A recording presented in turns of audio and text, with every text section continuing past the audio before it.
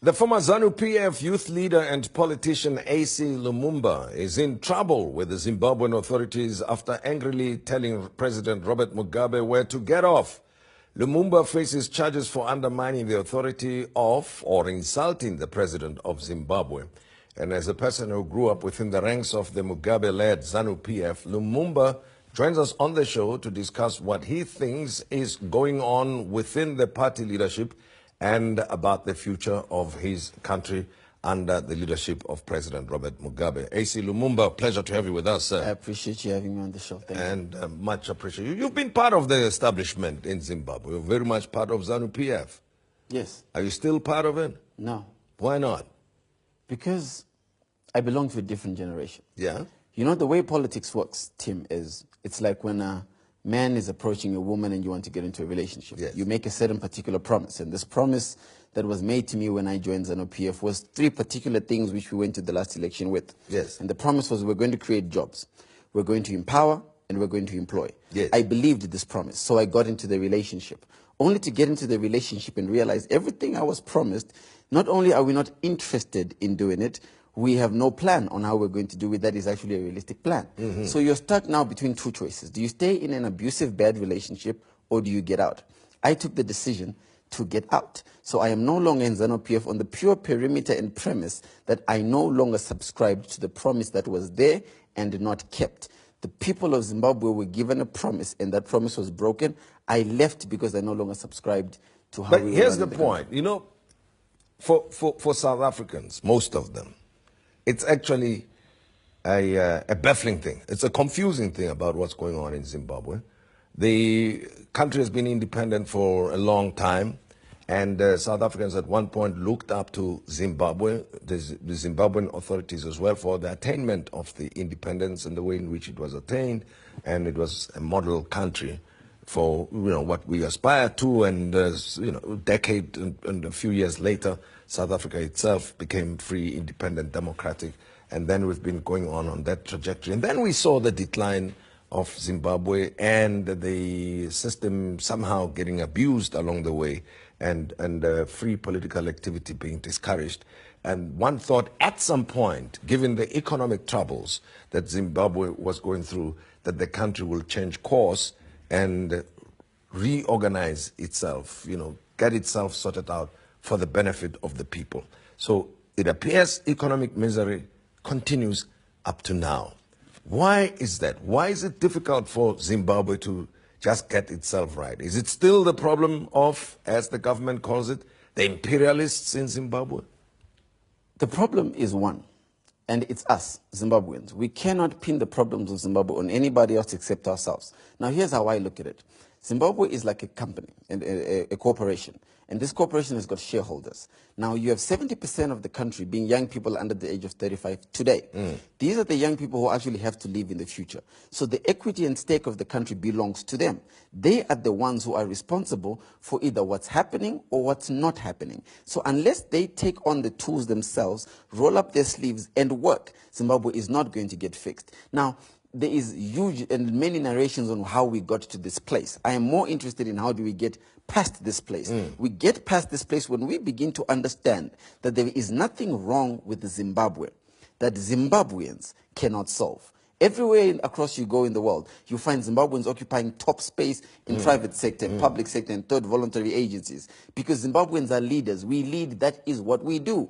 But we have got to now be able to interest our young people to come back with those skills, harness them, and be able to use them to make the country grow for a country that's prosperous and fit for all who live in it. Let me ask the question then. What is ailing Zimbabwe at the moment? Definitely you can't blame the rains.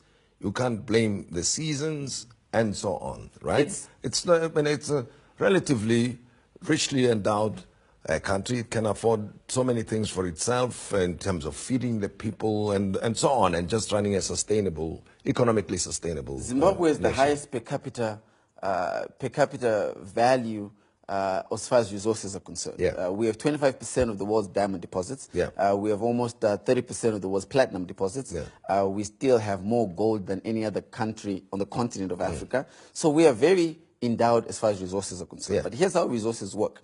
Resources have what's called an intrinsic value. This is the value the resource has when it's under the ground. When you get the resource out of the ground, you have to beneficiate it. For example, when you get gold out of the ground, you have to refine it and purify it. The moment you do that, you double the price or the value of that gold. When you then convert that gold from a gold bar, from a purified gold to a gold bar that you put your reserves, you then even triple the cost of the gold. So we have to go through these processes of value addition with these resources. But what's ailing us is mismanagement. We're not a poor country. We're a very poorly managed country. But poor management comes as a result of your lack of participation. When you don't participate in politics, politics goes bad. I always say to people, the moment you become passionate enough about anything, it becomes political. Right now, we're passionate about our aspirations. Zimbabweans are tired of being aspirational. We aspire to do well. We aspire for better schools. We aspire for better roads. We aspire to be like South Africa. Can you imagine?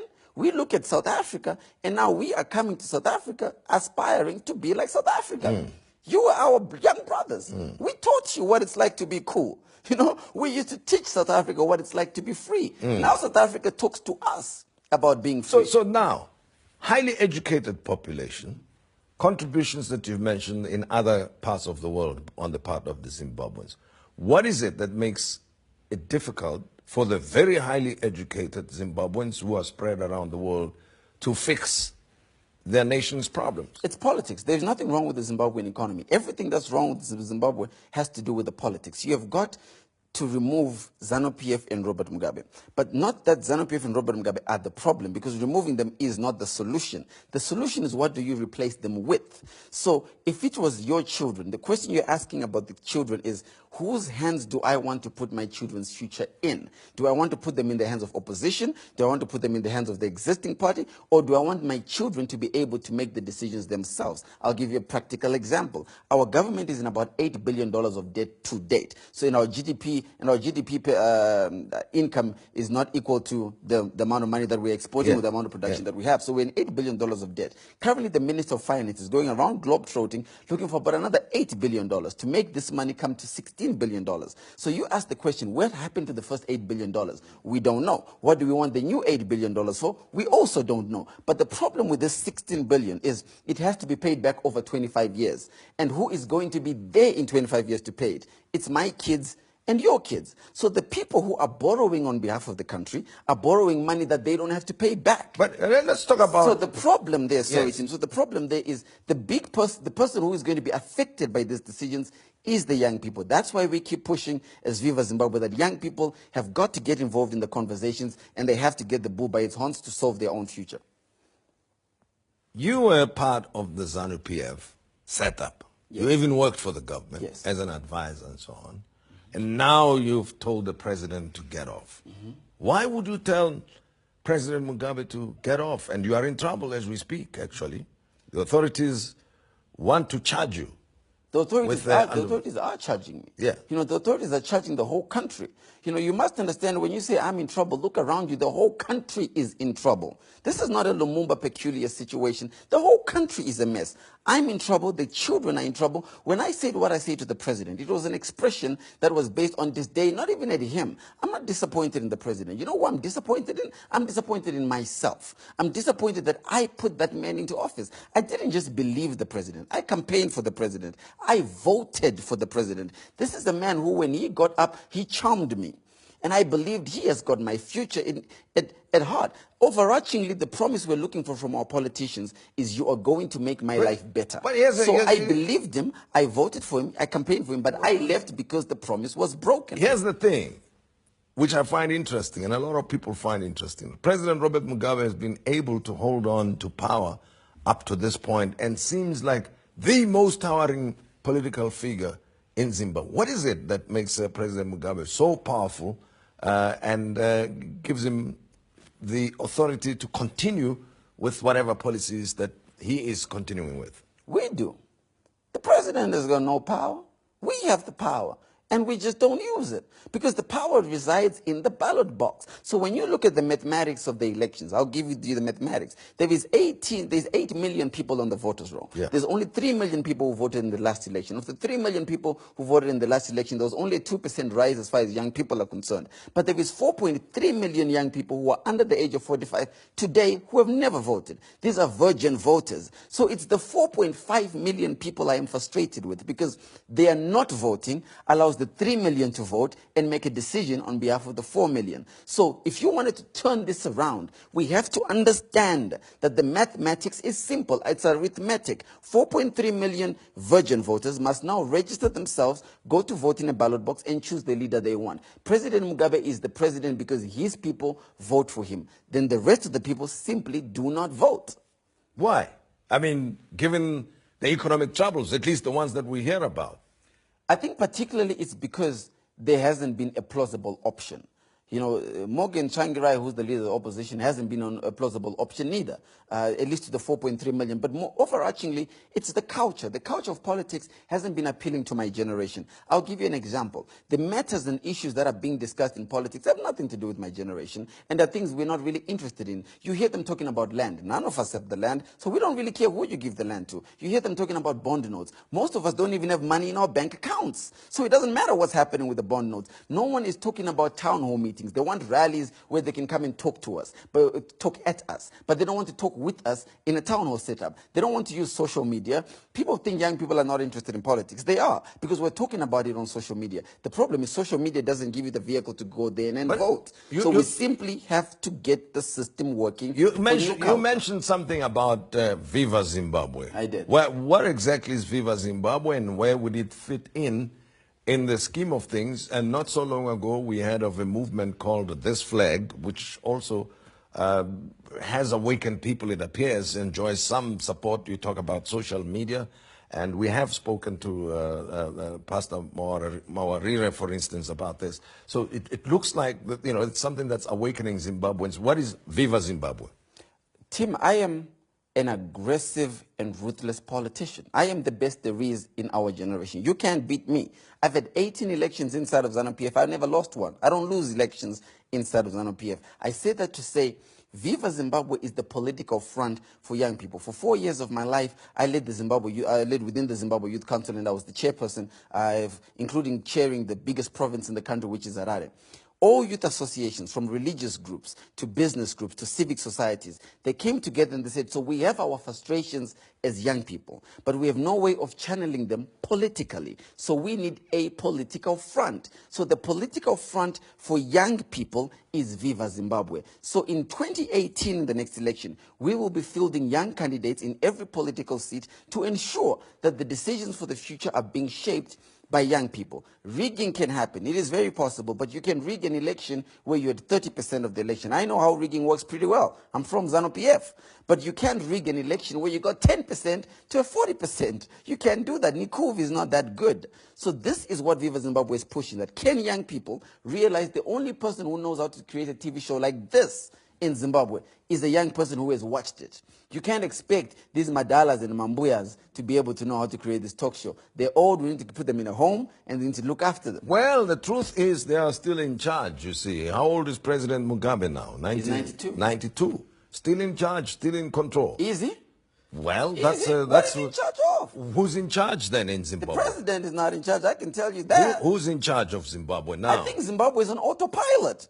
Nobody's in charge of Zimbabwe. How do you say anybody's in charge of a country where you can't find penicillin in hospitals? Anybody's in charge of a country where you can't find condoms in schools, just like you have everywhere else in the world. Now, it seems like that's the going thing. How do you say somebody's in charge when the roads are not fixed, when the tower lights are not working, when there is no money in the bank, when there is no employment, when the interest rates of the banks are going high, but there's no jobs being created? The practical things, given the history of Zimbabwe and the current problems that are there, you've mentioned some of them, and there are probably many more issues to be dealt with than what we've been able to probe on the program.